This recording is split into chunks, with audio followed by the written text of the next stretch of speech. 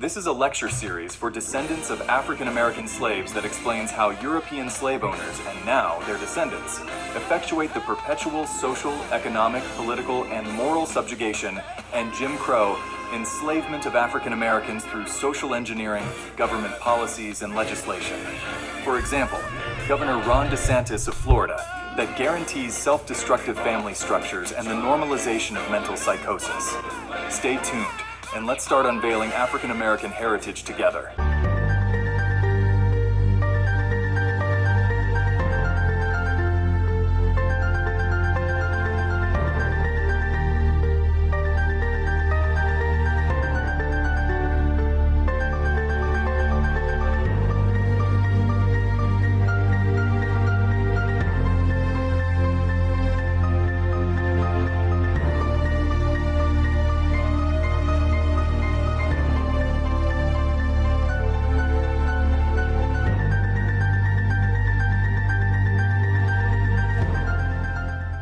The Negro is the product of an American experience, and during this experience, Negroes developed certain characteristics and cultural practices which shaped and still do shape the way that they interact with the world. And so H.T. Killing, who was the son of former slaves, an activist, and a committed leader to helping the descendants of slaves, he wrote an essay in 1903 describing the characteristics of the Negro people.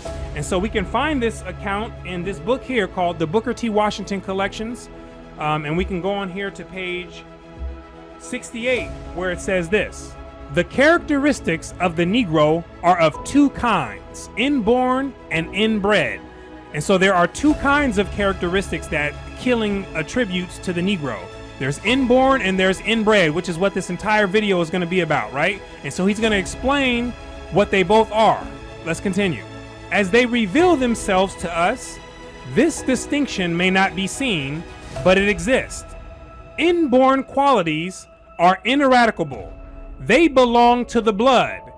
They constitute individuality. They are independent, or nearly so, of time and habitat. So he believed that these qualities could not be erased or changed within humans, and basically they're genetic.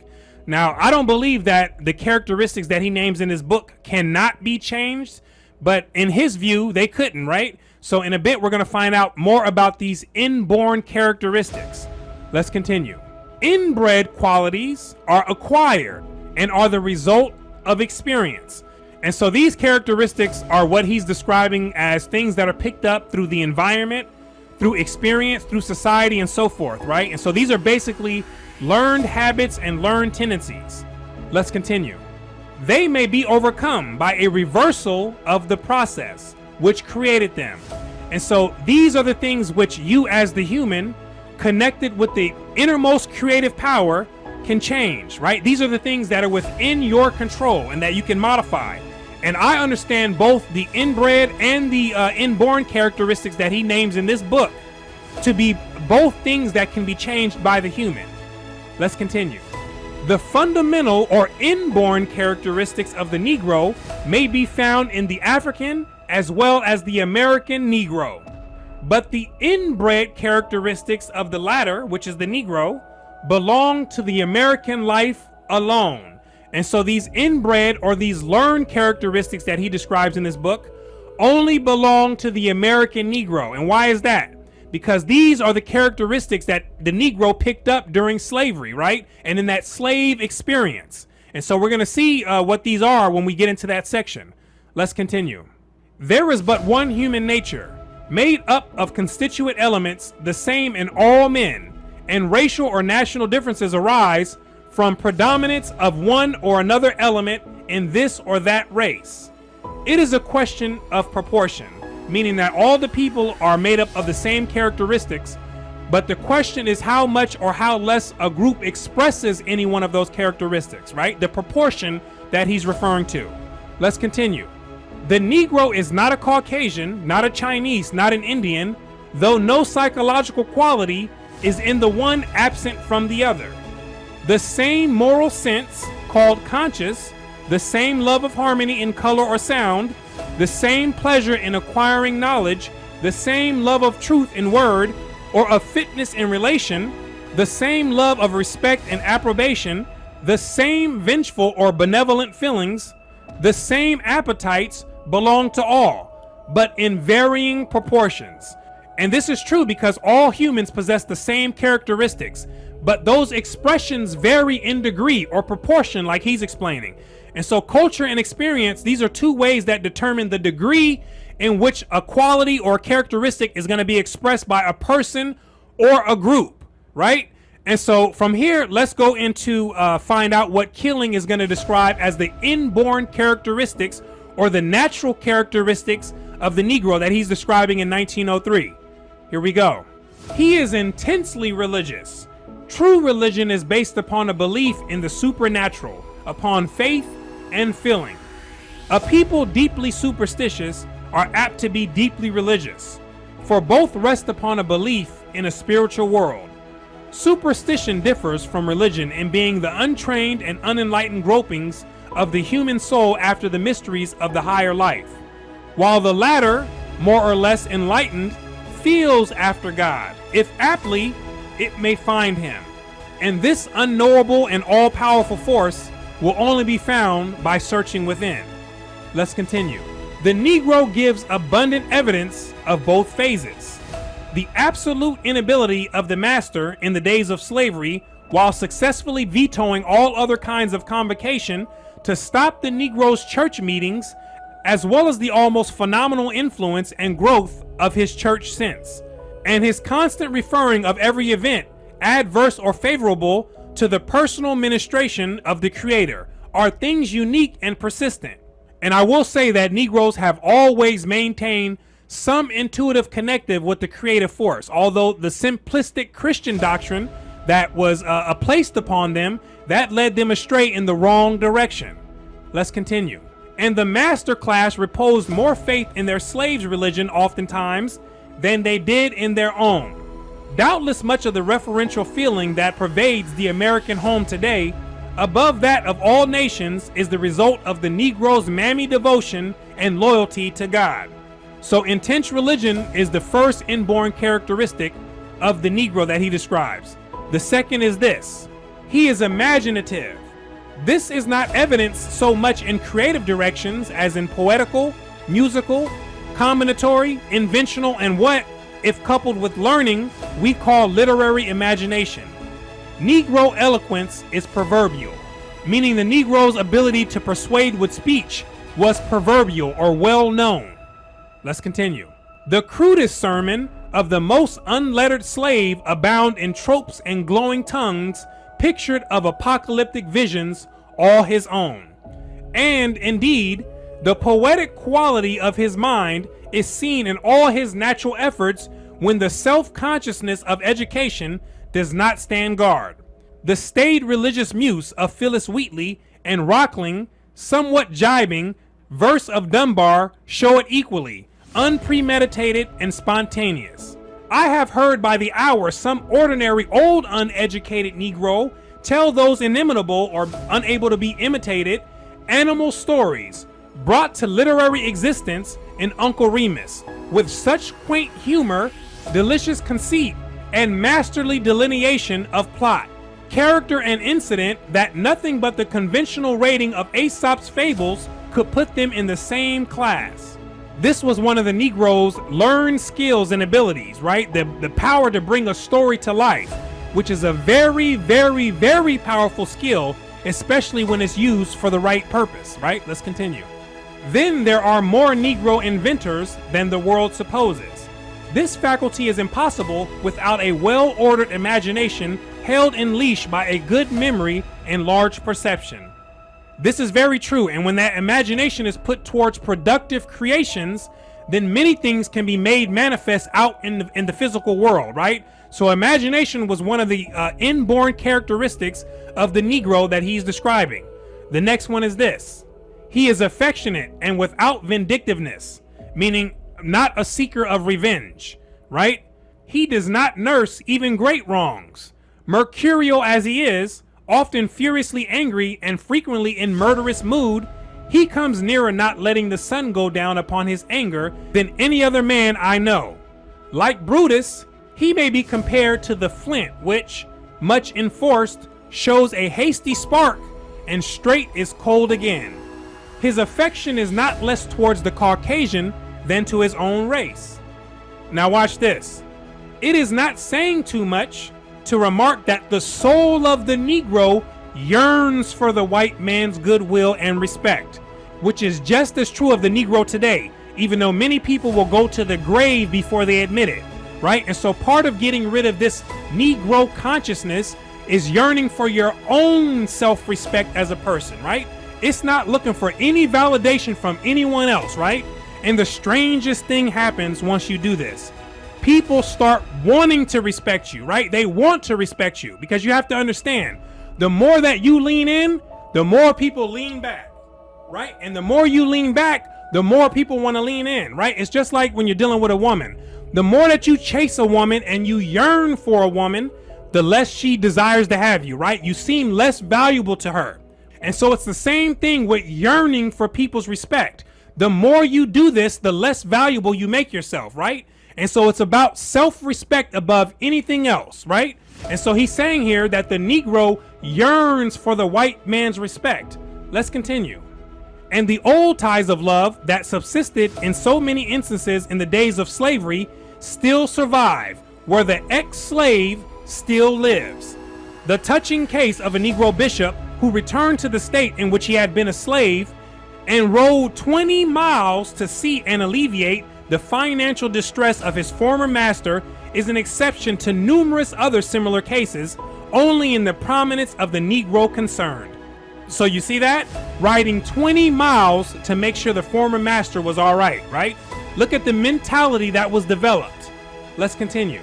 I know of another man whose tongue seemed dipped in hyssop when he began to tell of the wrongs of his race, and who will not allow anyone to say in his presence that any good came out of slavery, even incidentally, yet he supports the widowed and aged wife of his former master. And there must have been countless stories that were similar to these during those times. Let's continue. And surely, if these two instances are not sufficient to establish the general proposition, none will gainsay the patience, vigilance, loyalty, and helplessness of the Negro slave during the Civil War, and of his good old wife who nursed white children at her breast at a time when all ties, save those of affection, were ruptured, and when no protection but devoted hearts watched over the great house, whose head and master was at the front, fighting to perpetuate slavery, right? He's talking about the slaves that were still staying behind loyal, while the slave masters may have been out there fighting to keep him as a slave, right? This is some wild stuff here, but this is the mentality that was developed during the slave time.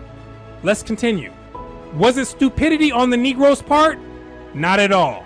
He was well informed as the occurrences of the times. A Freemasonry kept him posted, as well as the whites were themselves, on the course of the war and the issue of each battle.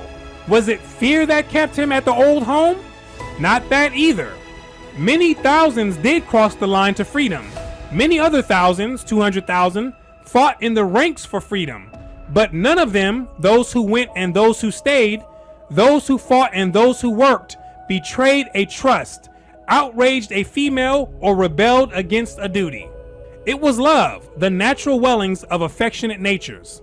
And so affectionate is one of the inborn characteristics that he attributes to the Negro, right? And so the next one is this. He has great endurance, both dispositional and physical. So true is the first that his patience has been the marvel of the world.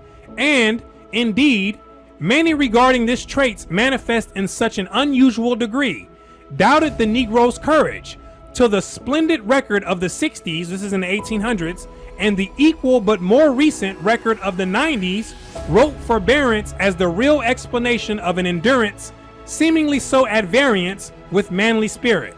Of his physical powers, his whole record as the laborer and killing task in the most trying climate in America speaks so eloquently that nothing but the statistics of cotton, corn, rice, sugar, railroad ties, and felled forests can add to the praise of this burden bearer of the nation. And that speaks to the Negro's resilience and ruggedness, which was necessary to survive in the slave circumstance, right? And so the next characteristic he describes is this. He is courageous. His page in the war record of this country is without blot or blemish.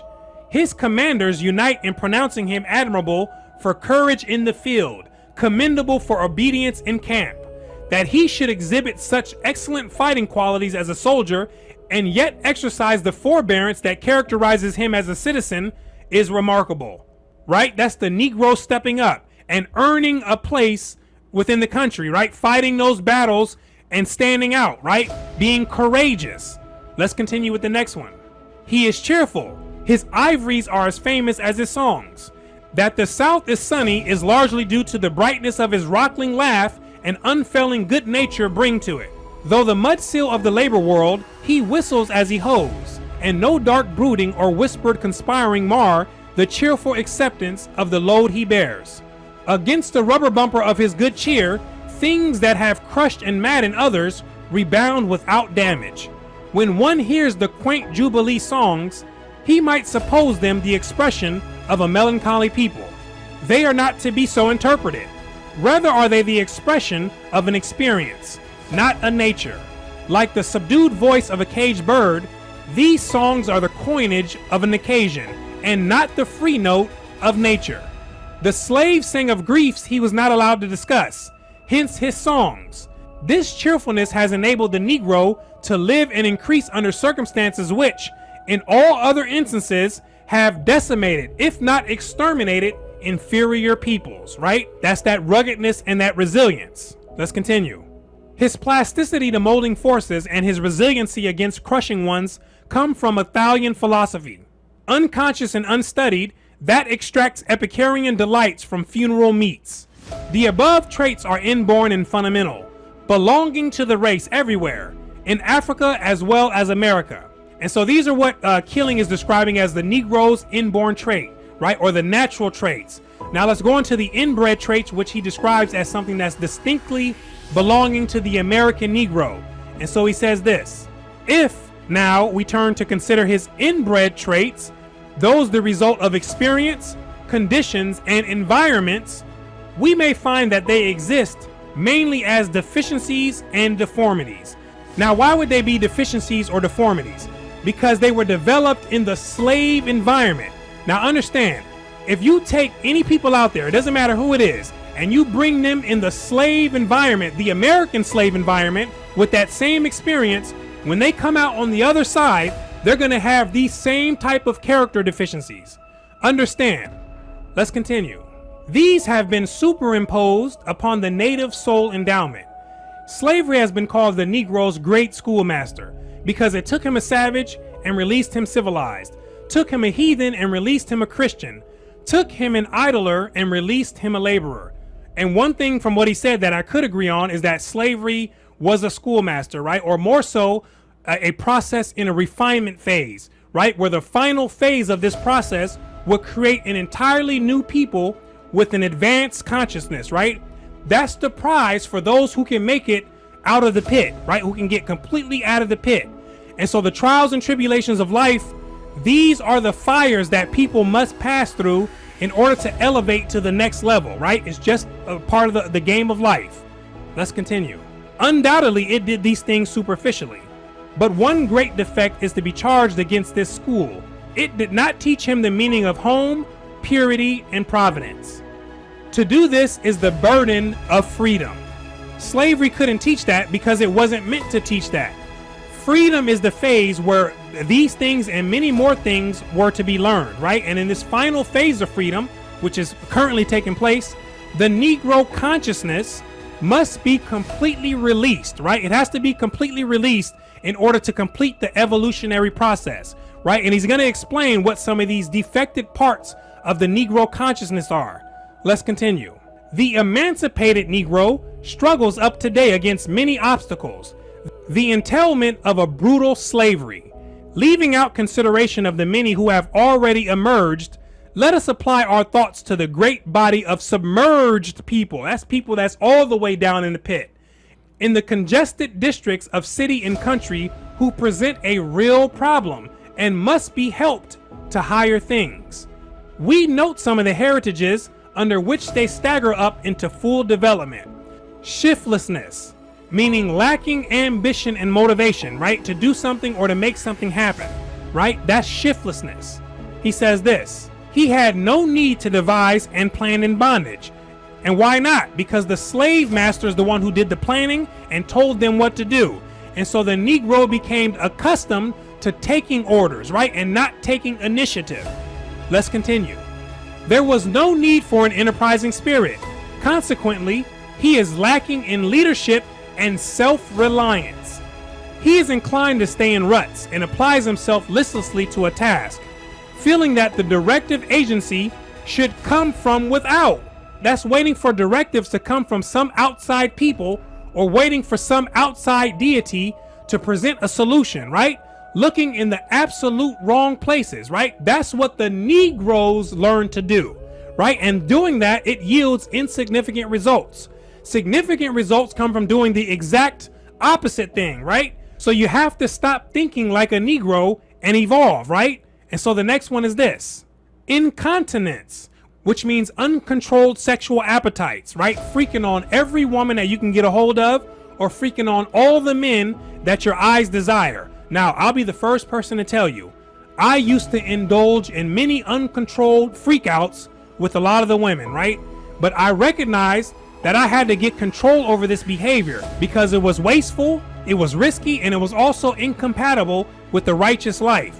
And so the poised people, we don't involve ourselves with that type of behavior, right? Because we want to set good examples for our poised men and women so they can be quality candidates for other poised men and women, right? So incontinence is a characteristic of the Negro, right? Now let's continue going. It is not to the point to say that others are too. Undoubtedly, example has much to do with this laxity as neglect. We simply record the fact. A slave's value was increased by his prolificacy. Begetting children for the auction block could hardly sanctify family ties. It was not nearly so necessary for a slave to know his father as his owner.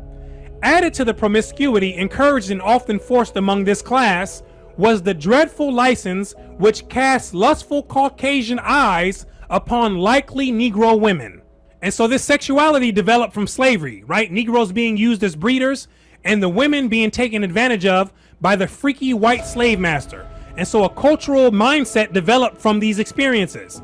And so the next characteristic he describes is this: indolence, which is laziness. And I don't think anyone is truly lazy in the general, right? It's just that people are lazy in certain areas. And so the Negro today, at least, has no problem using any amount of energy to find things out about gossip, playing sports, and to find the latest things on celebrity, right? And so forth. There's no laziness detected one bit in these areas because that's what many of the Negroes like doing today, right? And so nobody is lazy, like I said, in the general, but there are specific things that people are lazy in, right? Let's continue. Most men are, especially in a warm climate, but the Negro acquired more than the natural share because to him as a bondman, laziness was great gain. For he had no pecuniary or financial interest in his own labor. And so the Negroes weren't getting paid for the work that they were doing, and they had no financial incentive to want to do any work at all, right? So a mindset around working developed. Let's continue. Hence, holidays were more to be desired than whole labor days, and he learned to do as little as he might, be excused as often as he could, and hail Saturday as the oasis in a desert. And I don't blame them one bit for thinking that way, right? In that environment, because they were doing jobs that they didn't want to do. And then on top of that, they weren't getting paid for that. So I clearly understand why that mentality developed in that environment. Let's continue. The labor efficiency of the Negro has greatly increased since the emancipation, for self-interest is a factor now. And so they can finally earn some money, and there's more vested interest in actually working, which makes sense. Let's continue. In 1865, each Negro produced 2/3 a bale of cotton. Now he produces an average of 1 whole bale to a man. So indolence or laziness was another description, and we understand why now. And so here's another one of the characteristics: improvidence and extravagance. Improvidence meaning not considering the future and having poor foresight, right? And he's relating this to the subject of money because he tied it in with extravagance, which means spending money recklessly. And so the Negro was spending money recklessly and didn't adequately consider the future when making those spending decisions, which means what? You have to do the opposite, right? When you're uprooting the Negro consciousness. And so let's find out a little bit more about this improvidence and the extravagance of the Negro. Here we go. He will drop the most important job to go on an excursion or parade with his lodge. He spends large sums on expensive clothing and luxuries while going without things necessary to a real home. Now, this was published back in 1903, where the Negro way back then was spending large sums of money on clothes. Now, do they still do this today? You better believe it, right? This is part of the Negro consciousness, and it has reincarnated itself into the people today. Let's continue. He will cheerfully eat fat bacon and pone cornbread all the week in order to indulge in unlimited soda water, melon, and fish at the end. In the cities, he's often seen dealing with the pawnbroker than the banker. His house, when furnished at all, is better furnished than that of a white man of equal earning power, but it is on the installment plan. And this is similar to what Dr. E. Franklin Frazier was talking about with the new black middle class in the 1950s. It's the same mentality that has jumped into the later generations of people who were earning more money. And so Dr. Frazier, he said that this new black middle class was buying things as if they had the income of the white upper class, right? Let's continue.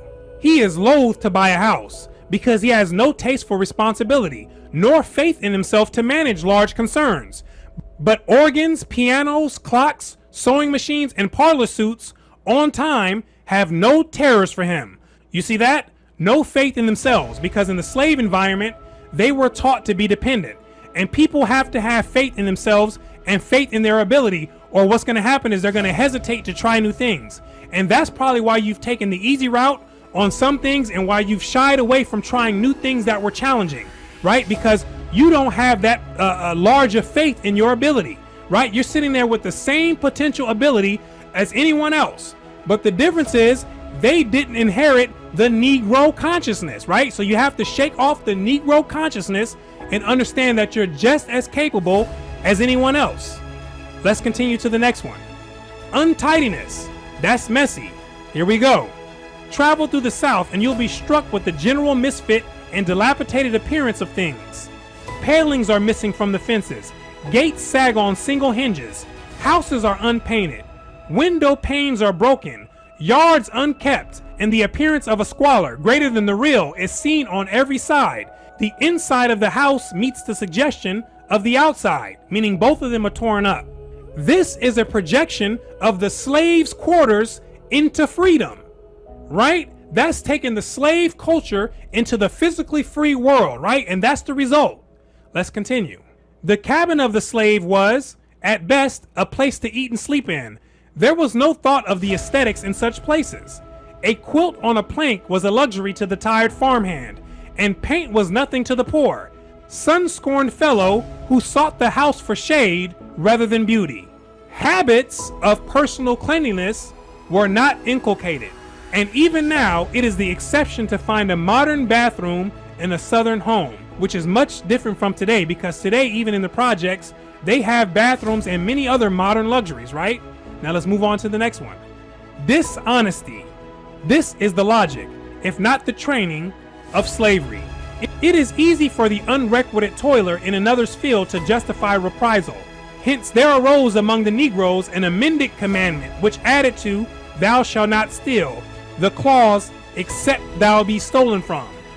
It was no great fault, then, according to this code, to purloin a pig, a sheep, a chicken, or a few potatoes from a master who took all from the slave. And in the slave environment, that was completely understandable, right? The next one says this: untruthfulness. This is seen more in innocent and childish exaggerations than in vicious distortion. It is the vice of untutored minds to run to gossip and make miracles of the matter of fact. The Negro also tells falsehoods from excess of good nature. He promises to do a piece of work on a certain day because it is so much easier and pleasant to say yes and stay away than it is to say no. And so the next one is this: business unreliability. Here we go. He does not meet a promise in the way and at the time promised. Not being accustomed to business, he has small conception of the place the promise has in the business world. It is only recently he has begun to deal with banks. He who has no credit sees no loss of it in a protested note, especially if he intends to pay it in some time. The chain which links one man's obligation to another man's solvency he has not considered. He is really as good and safe a debt payer when he owes a white man as the latter can have. But the methods of the modern bank, placing a time limit on debts, is his detestation. And so paying debt in a timely manner has been poking at the Negro for some time now. And so the next one is this: lack of initiative. That's using the power that you have within to take charge and to start something, right? Not waiting for someone else to come and do it first. Let's continue. It was the policy of slavery to crush out the combining instinct, and it was well done. For, outside of the churches and secret societies, the Negro has done little to increase the social efficiency which can combine many men into an organic whole, subject to the corporate will and direction. He has, however, made some hopeful beginnings. The next one is this: suspicion of his own race. He was taught to watch other Negroes and to tell all they did. This was slavery's native detective force to discover incipient insurrections. Each slave learned to distrust his fellow. And so the last one is this one here: ignorance. The cause of his ignorance, all know. That he has thrown off half of it in 40 years is a wonderful showing, but a great incubus remains in the other half, and it demands the nation's attention. What the census calls literacy is often very shallow.